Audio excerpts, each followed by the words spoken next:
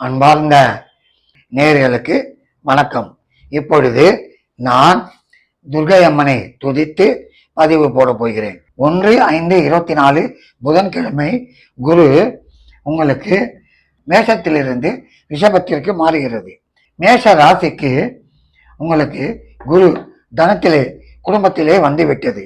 அப்பா, எத்தனை நாள் பட்ட கஷ்டம், கொஞ்சமா நஞ்சமா, அடாடாடாடாடா வனாந்திரம் போய் வந்தோம்டா அப்பா.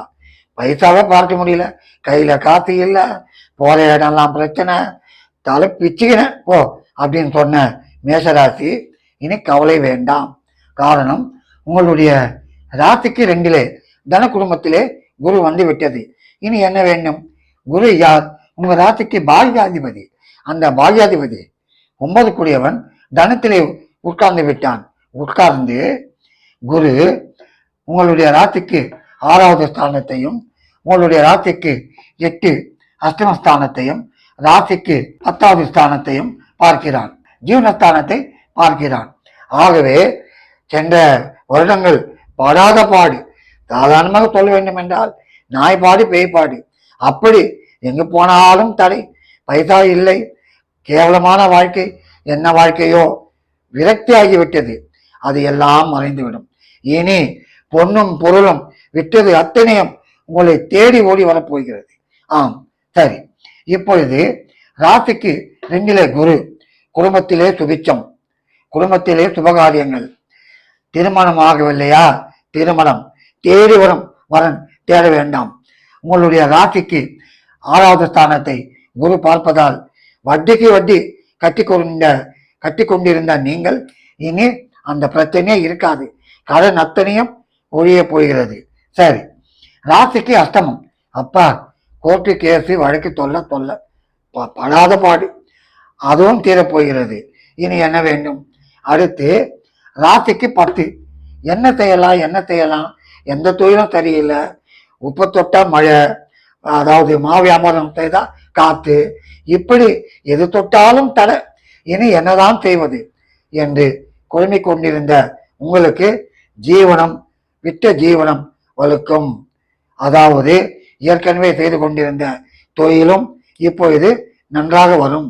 அது மட்டுமல்ல, உத்தியோகத்திலே பிரச்சனை, அந்த பிரச்சனை எல்லாம் தீரப்போகிறது. உங்களுடைய ராசிக்கு கலத்திரஸ்தானம் 7, 7க்கு 2 வீட்டிலே உங்களுடைய மனைவி இனி அவர்கள் மனதுக்கு பட்டதை கேட்டாலும் வாங்கி கொடுப்பீர்கள்.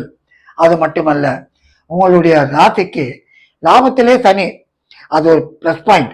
ஆகவே கவலைப்பட வேண்டிய அவசியம் இல்லை. சாதாரணமாக சொல்ல வேண்டும் என்றால் விட்டது அத்தனையும் தேடி வரப்போகிறது.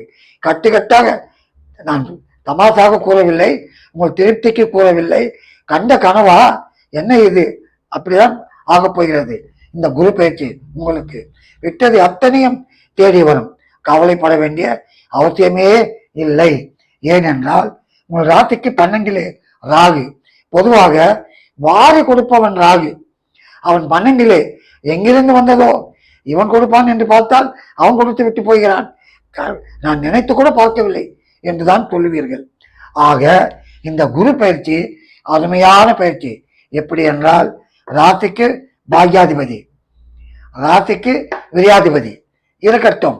விரையாதிபதியாக இருந்தாலும் அவன் 2 உட்கார்ந்து விரயங்கள் கொடுப்பான். எப்படி? எல்லாம் சுப விரயம், எல்லாம் நன்மைக்கு, சந்தோஷமாக தான் செய்ய வேண்டிய அந்த விரயங்கள் உங்களுக்கு கொடுக்கும். அது மட்டுமல்ல, தடைப்பட்ட கல்வியும் உங்களுக்கு வரும். ஏனென்றால் ராசிக்கு 4 வண்டி, வீடு, வாசல், வாகனம், கல்விஸ்தானம். இந்த ஸ்தானத்திற்கு லாபத்திலே குரு அமர்ந்து விட்டான்.